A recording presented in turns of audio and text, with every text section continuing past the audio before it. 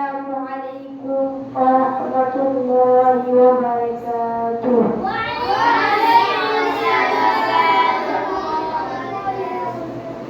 আপনারা সকলে কেমন আছেন? আলহামদুলিল্লাহ আলহামদুলিল্লাহ আলহামদুলিল্লাহ নাহমাদুহু ওয়া নুসাল্লি আলা রাসূলিল কারীম আম্মা বা'দ আউযু বিল্লাহি মিনাশ শাইতানির রাজীম বিসমিল্লাহির রাহমানির রাহিম।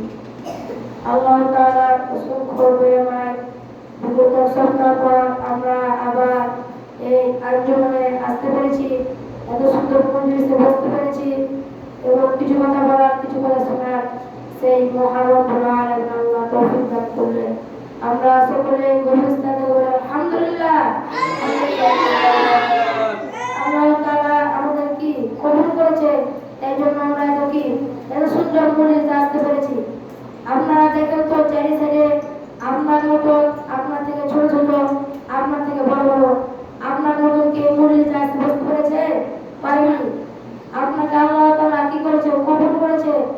এখন দেখেন আপনাদের বাড়ির সাইডে, বাড়ির প্রান্তরে অনেক ছেলেপেলে আছে যারা এখন কি মাদ্রাসায় আসতে পারেনি।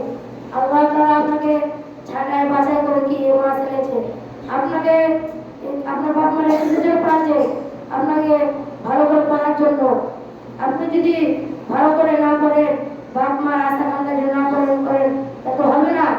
আপনাকে সবসময় কি প্রস্তাব ধরাতে হবে, বাপ মার ধরাতে হবে। প্রস্তাব হাত তুলে ধরা হয় না।